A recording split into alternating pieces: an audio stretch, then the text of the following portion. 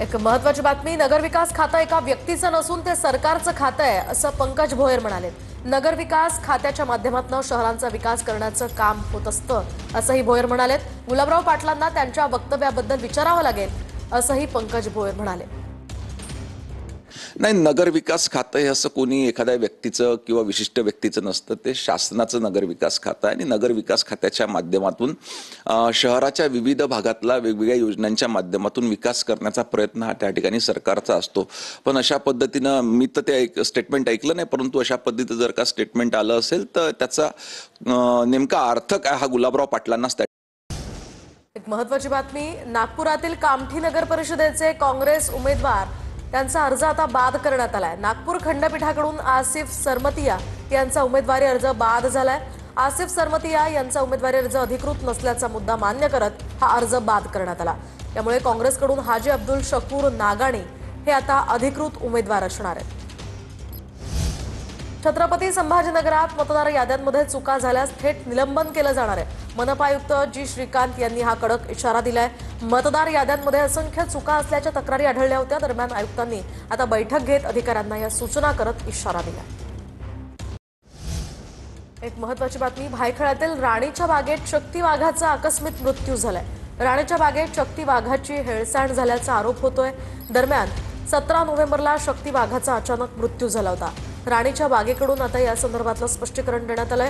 शक्ती वाघ काही महिन्यांपासूनच निरोगी आहे, आरोग्य तपासणीचा प्रश्नच येत नाही असं शक्ती वाघाच्या मृत्यू संदर्भात राणीच्या बागेकडून स्पष्टीकरण देण्यात आलंय। एक महत्त्वाची बातमी, मुख्यमंत्री देवेंद्र फडणवीस आज पालघरच्या दौऱ्यावर आहेत। पालघरमध्ये फडणवीसांच्या 2 जाहीर सभा होणार आहेत, तर डहाणू पालघर नगर परिषद निवडणुकीसाठी फडणवीसांच्या या प्रचार सभा होणार आहेत। पालघरमध्ये भाजप आणि शिंदे गट स्वबळावर निवडणुकीच्या रिंगणात आहेत आणि याचाच आढावा घेतलाय आमच्या प्रतिनिधींनी। नगर परिषद निवडणुकीच्या पार्श्वभूमीवरती राज्याचे मुख्यमंत्री देवेंद्र फडणवीस यांच्या आज पालघर जिल्ह्यामध्ये 2 सभा होणार आहेत आणि पहिली सभा जी आहे ही डहाणूच्या नगर परिषदेसाठी होणार आहे। आपण बघू शकता डहाणूच्या याच मिहीर मैदानावरती ही सभा होणार आहे। आपण जर बघितला तर या सभेची पूर्ण तयारी झालेली आहे। प्रचंड पोलीस बंदोबस्त हा या ठिकाणी ठेवण्यात आलेला आहे। जवळपास 2 ते 3 हजार नागरिक या सभेमध्ये बसतील एवढी व्यवस्था सुद्धा करण्यात आलेली आहे। पूर्ण स्टेज जर बघितला तर आपण या ठिकाणी पूर्ण तयार झालेला आहे। या ठिकाणी जे नगर परिषदेचे नगरसेवक पदाचे जे उमेदवार असतील त्यांना पाठीमागल्या ठिकाणी बसण्याची आसन व्यवस्था केलेली आहे। निवडणुकीमध्ये आजच्या प्रचार सभेमध्ये मुख्यमंत्री नेमकं काय बोलतात याकडे मात्र डहाणूकरांचं लक्ष लागलं आहे। व्हिडिओ जर्नलिस्ट अजय मोहितेसह विजय गायकवाड, TV9 मराठी, डहाणू।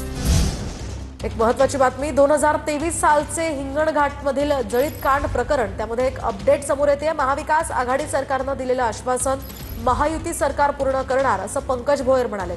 जळीत कांड प्रकरणातील पीडितेच्या कुटुंबियांना नोकरी मिळणार, शिवाय पीडितेच्या कुटुंबियांना नियुक्तीपत्र देणार असल्याचंही पंकज भोयर यांनी स्पष्ट केलंय। मुख्यमंत्री देवेंद्र फडणवीस यांच्या हस्ते ते नियुक्तीपत्र देण्याचा प्रयत्न करणार असल्याचंही भोयर म्हणाले। असं कळतंय की हिंगणघाटला मुख्यमंत्र्यांच्या हस्ते नियुक्तीपत्र दिलं जाणार आहे, असा आमचा प्रयत्न आहे। निश्चितच तिथली परिस्थिती आणि वेळ लक्षात घेता आम्ही तो प्रयत्न करू, परंतु जे कमिटमेंट महाविकास आघाडीच्या सरकारमध्ये देण्यात आलं होतं त्यांनी ते पाळलं नाही। परंतु आम्ही मात्र महायुतीचं सरकार म्हणून त्यांना लवकरात लवकर हे नियुक्त। आणि आता बातमी पुण्यात नाही, पुण्यामध्ये कोयता गँगची पोलिसांनी धिंड काढली। भर रस्त्यावर पोलिसांनी त्यांना बेडूक उड्या मारायला लावल्यात। कोयता गँगनं मध्यरात्री कोयत्याची दहशत दाखवत दरोडा घातला होता आणि या पार्श्वभूमीवर पोलिसांनी त्यांना शिक्षा दिली आहे।